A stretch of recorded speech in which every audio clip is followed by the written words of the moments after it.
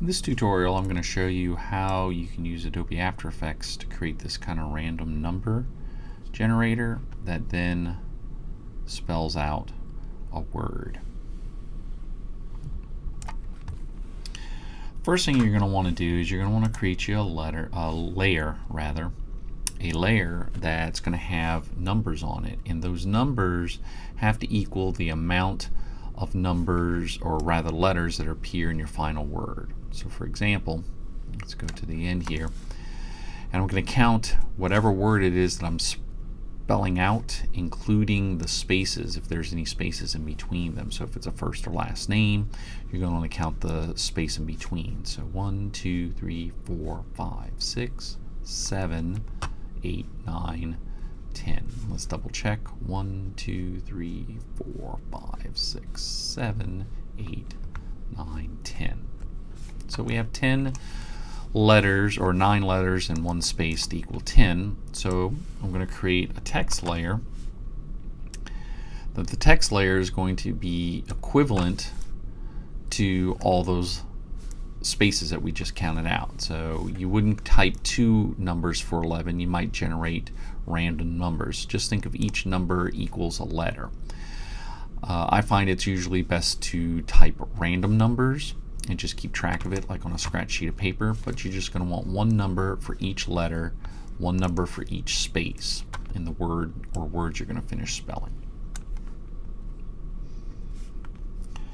So on my text layer, I'm going to open it up, and you'll see here, you'll see the word animate, and the first thing you're going to want to select is what they call a character offset animator. And what I like to do is rename my animator. It'll come up as animator 1, but if you click on it like this and hit the return key, it'll highlight it so that you can rename it, because if you have multiple animations, as this one's going to have, then you're going to want to rename them so you can kind of keep track of what's what. So we've renamed this the character offset animator, and you'll see it comes with a range selector, and it comes with a character expression, things like that. So what I'm going to do is I'm going to advance on the timeline. So I'm just kind of advancing on my timeline here. And I'm going to advance all the way on my timeline, and my range selector is going to start playing out until it gets to all the numbers. So we'll say right here, all my numbers are out, and so I'm going to want my words to start pretty soon. So what I'm going to do is set my character offset animator. I'm going to add a keyframe. Let's scoot this so you can see.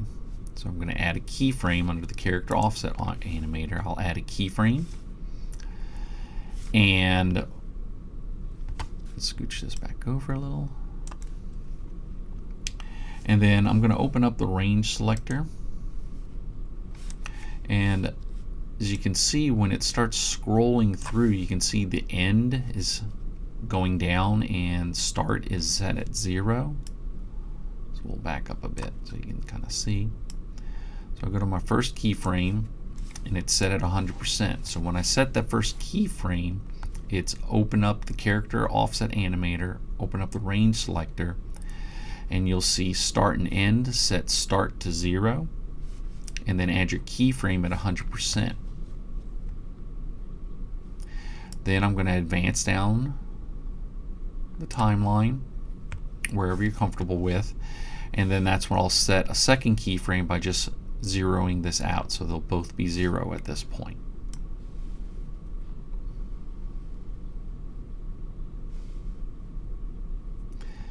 Now I'm having and there's actually really good, you can see the range select right there, the line. I set the paragraph because I'm having this build from the back, but under paragraph you have different types of text alignment. You have left aligned text, or rather right aligned text, left aligned text. I have this set to right aligned so that they spell out from the back, but just keep in mind how you want this to spell out. So if you want it to spell out in the front, you know, from left to right, then you would set it to left aligned text. If you want it to spell out from the back, right to left, then you would set your text alignment, paragraph alignment to right aligned. So for the character offset, and this is where we were talking about in another tutorial about how we create expressions and use JavaScript to create expressions, to create the expression that we want. In this particular case, it's going to be times 24. But to create that expression, what I have to do is I'll select on the character offset, and I'll hold the Option key. So if I select here expression character offset and I hit the Option key, it will then give me this, and it'll be a lot of kind of generic JavaScript that's not going to do anything because a code hasn't been put in, a command hasn't put in yet. This particular case, when this appears and all that blank, or rather not blank, but generic JavaScript shows up, for this effect we're going to want to type in the word time and the star and 24. The star is located above your 8 key, so if you hold your shift key down you can get the star symbol. It should be all lowercase and there should be no spaces in between it. And then when you're done typing it in, you can just click right here and then that turns it off. And that's what's going to give us 24 frames a second, so that we get a nice kind of scrambled sort of effect.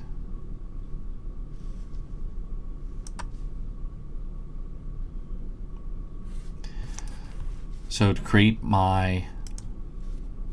to get this to come up, you see your little stopwatch again, you'll hold your Option key and click your stopwatch.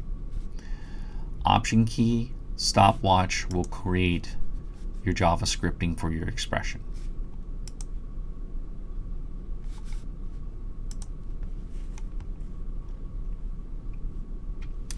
Alright, so we have our numbers all set now, but we're going to need a second animator. So I'll go back up to Animate, and this time I'm going to select a Scale animation. And as I recommend, it'll come up as Animator 1 or Animator 2. If you just click on it and hit the Return key, you can change it so that you'll know which animator it is that you're dealing with. Alright, so we're going to open this guy up. We're going to go to the beginning of the timeline. There's my scale animation right there. Where I'll open up my range selector again, and I'm going to set it by clicking my stopwatch and setting it to 100%. And then I'll advance it down the timeline. And then when I get in a nice comfortable spot, I'm going to hit it 0%. The comfortable spot should be somewhere around where your character offset is, so that again it kind of syncs up. And once you start setting it to 0%, it'll add your second keyframe for you. We're also going to then want to go into Advanced, and under Smoothness it's going to be a default at 100. Set your smoothness down to 0%. That way when it starts expanding you don't see little numbers scaling into big numbers. It just makes the numbers kind of pop onto the screen like so. They just pop on there.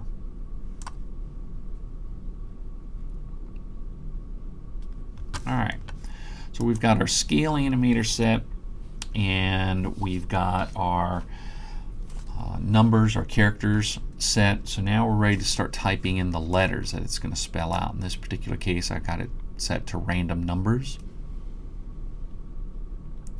To do that, it's going to be basically, we're going to scroll past my last, or rather my first keyframe for my character offset, and it's really going to be just this kind of repeat of a formula where you're going to click on your stopwatch for source text. So if you have text like this, if you open it up, which it should be open because you're playing with the animators, you're going to click the source text and you'll see a little square show up. And you see all these little squares. All these little squares represent each letter and each space in between words. So I'll click the source text, and then I'll use my type tool, highlight the last letter, type in the last letter of my word. And then I'm basically going to repeat that. So to add another source text keyframe, don't click the stopwatch. If you click the stopwatch, it's going to clear all of these out. To add another keyframe, you're going to click on your little diamond here.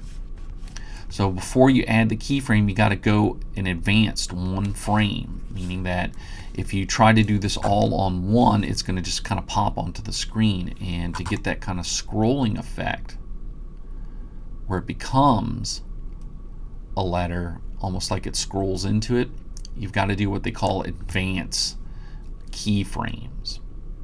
To advance a keyframe, you're going to hold the command key and hit your right arrow key to go down the line. So the formula to add letters to it is step 1, click your stopwatch. Step 2, highlight with your text tool. Step 3, add your letter. And then you're going to advance. Command arrow, highlight with your text tool, change your letter, click your keyframe. Advance, command arrow key, type your letter,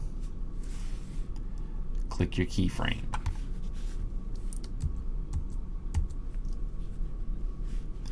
Advance by command right arrow, highlight the number, change it to the letter or space, click your keyframe. Advance, highlight, change letter, click your keyframe. And you just keep repeating this until you're done. Now, you'll see that they'll be really probably kind of bunched up. So let's expand this out. And sometimes you'll see them and they'll be really tight together like this. If you want to see them more, just go right up here to the top of your time navigator and you'll see a blue arrow, and I'll just scroll it back some. And that expands so that I can actually see them. And if I want more space in between this, so say it's going too fast, if I want more space to it, what I'm going to do is I'm going to select, and see how I just clicked and dragged across my source text animations. And I'll hold the Option key down and I'll move my arrow up or down. So I'll hold my Option key and see how I drag my arrow straight down or straight up. Straight up moves them closer together, straight down moves them farther apart. It's kind of tricky, but I'll show you again. Hold my Option key down, dragging and selecting all of them. I'm just going to click on one and just drag my arrow down. If you click on anywhere in here, it's going to deselect them.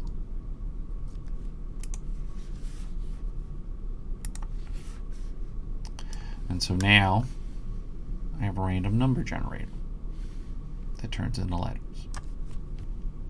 And this is how we play around with range selectors and how we use expressions in Adobe After Effects.